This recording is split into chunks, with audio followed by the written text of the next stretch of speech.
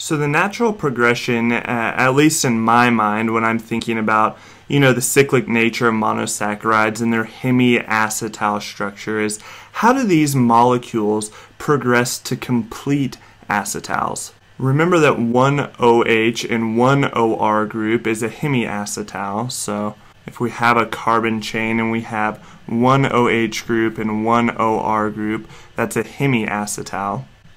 So hemiacetal. And if we have two OR groups on that carbon chain, it's a full-blown acetal. So two OR groups or two alkoxy groups is an acetal. And this carbohydrate right here is a hemiacetal. You can see this is kind of the carbon that would be in the center, and we've got one OH group and one OR group over here, and we want to know how it progresses to an acetal. And well, it actually progresses just like it would if this wasn't a cyclic carbohydrate. So the anomeric carbon, remember, that's the carbon right here. That's the carbon that was formerly the carbonyl carbon before the ring closed. Now it's the anomeric carbon, and it's attacked by another nucleophilic alcohol. So another nucleophilic alcohol comes in, and the carbon is oxidized and loses this hydroxyl group right here in the form of water in order to make room for the OR group or the alkoxy group. So we have loss of water, and we've made room now for the alkoxy group, and the product then is an acetal and kind of looks like this. So now the carbon has two OR groups.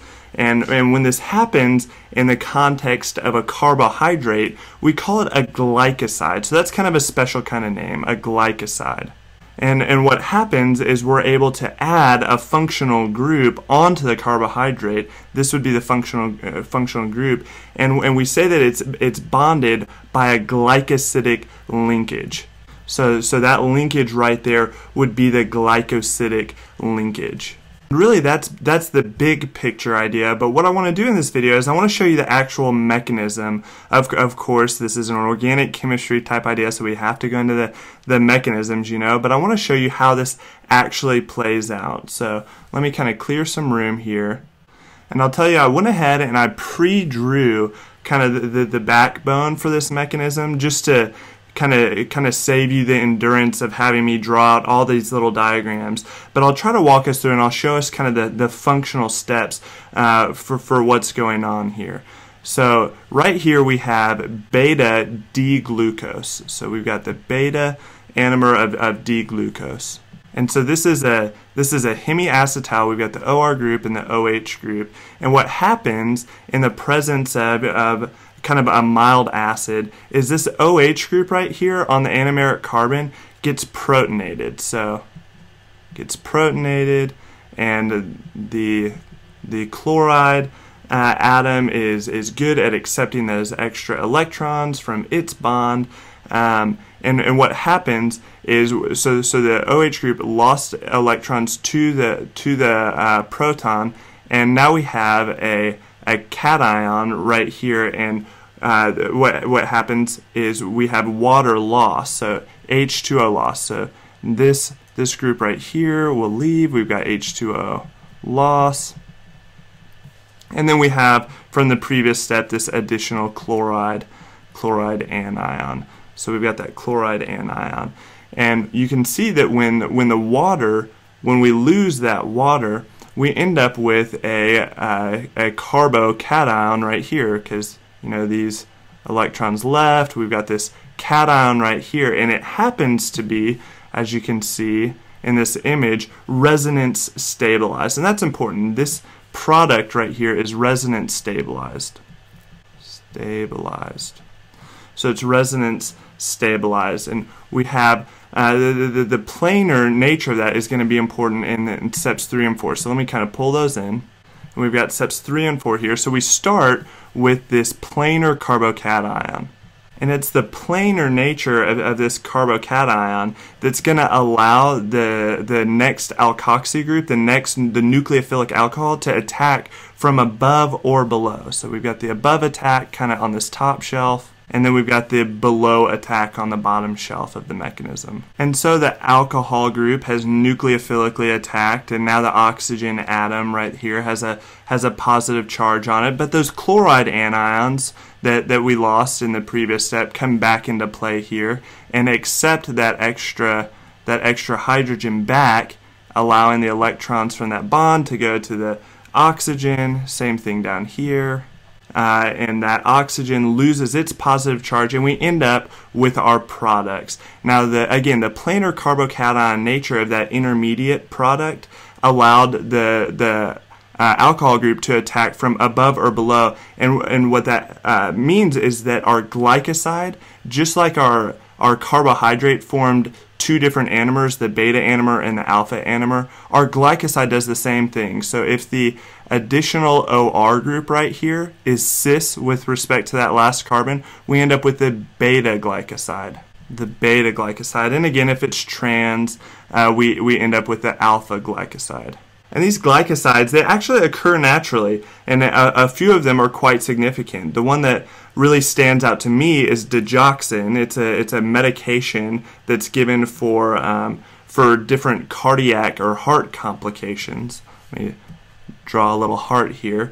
And it's actually still extracted from the foxglove plant in the Netherlands for use as a medication. It stands out to me because as a nurse, I've given this medication several times. But anyway, it may have occurred to you at some point over the last few minutes as we've kind of gone through this mechanism that if an alcohol can join onto a monosaccharide, and remember that's essentially what we're doing in the formation of this glycoside, that the additional alcohol could be another monosaccharide.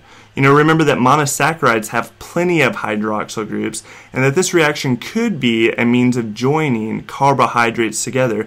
And if that's the observation that you made, that's a really a super astute observation. This is indeed the method by which carbohydrates join together, and we call these linkages glycosidic linkages. And of course, we'll talk at length in the future about the polysaccharides that are produced. I'm going to do a whole video on polysaccharides, but this is the means, this glycosidic formation, by which these chains are produced.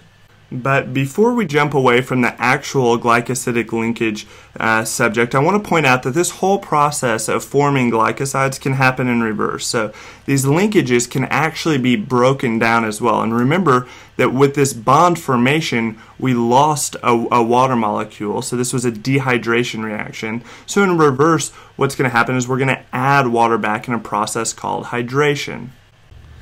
And so because we see a hydration reaction that breaks down these polyunit molecules, we call it a hydrolysis reaction. This is glycoside hydrolysis. The lysis for the breaking down, and then the hydra as a reference to the water molecule coming in. So what happens at the beginning is that the alkoxy group that we added before, that OR group, is protonated. And after protonation of that acetal OR group happens, we lose it in the form of an alcohol. So we lose that acetal alkoxy group. We've kind of formed some water right here as we lost this extra proton on that hydronium anion. And again, what happens, just like in that previous step, we form a resonance stabilized carbocation again. It's like we're forming that middle product again. So this right here is resonance stabilized. So again, the beginning of steps 3 through 4 with glycoside hydrolysis is going to be a planar carbocation. So again, we've got a planar carbocation right here. And again, what that means is that the water that comes in now is going to be able to nucleophilically attack above or below this molecule. So again, we've got the above and the below and the below. And we'll see what happens. We've got an H2O that comes in right here.